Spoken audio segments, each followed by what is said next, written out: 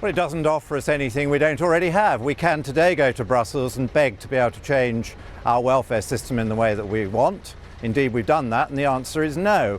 This emergency brake proposal says that in future, when we think we're under stress, we can go again and ask them to change the welfare system. And I dare say once again, the answer would be no. I don't see that that's progress.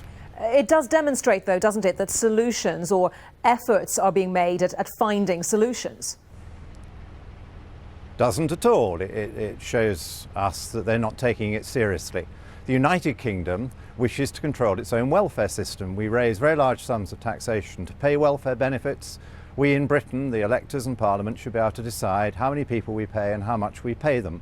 And the European Union says it now knows better than us, and so there is a fundamental divide. We want to get control back over our welfare benefits. Similarly, we want to control our borders. We didn't join Schengen, but we find that owing to freedom of movement rules, we're almost in Schengen anyway, and that also remains a very big outstanding issue, and there is no offer on the table, as I understand it, from the European Union side. How much of a problem for you is the fact that this proposal, the emergency brake proposal, requires the approval of the majority of member states? Is it about sovereignty for you?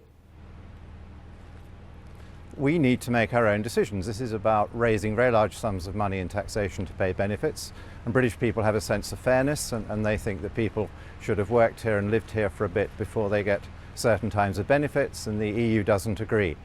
The emergency brake is a sick joke because, as I say, we can already go to Brussels and ask their permission, and we know what the answer is going to be. The answer is no. The four-year proposal, of course, is still on the table, blocking EU migrants from certain benefits and housing until they've been resident for 4 years. Do you think that there is any possibility that the Prime Minister will be able to get a deal on that? Well, if I were the EU side, I would take the possibility of Britain leaving very seriously, and I think it's potentially more difficult for them than us when we leave. I think it's very good news if we leave. And so if I were them, I would offer him exactly what he's asked for, because I don't think he's asked for enough, and I'm absolutely staggered that they're not simply granting it. And just your thoughts finally on the timing of this referendum. Do you think we are now quite close to it? Well, I hope so. I would quite like one in June myself. I think that was the original plan, but the Prime Minister may well have to walk away from these talks, because if this is the best they can do, I think millions more people will want to vote on my side of the argument, because they'll see the point we're making. We're not even allowed to decide how much tax we raise and how many benefits we pay out.